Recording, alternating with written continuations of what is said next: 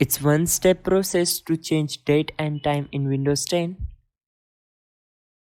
Go to Start and type date and time settings. Click here to open it.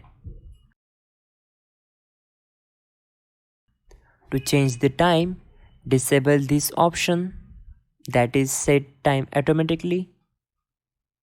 Then click on change. On this window, you can change your month, date, year, and in the time section, in hours and minutes, you can select your time.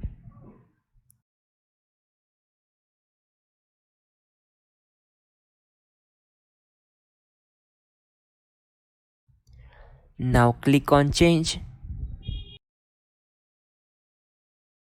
You can see here the changes. Close all windows.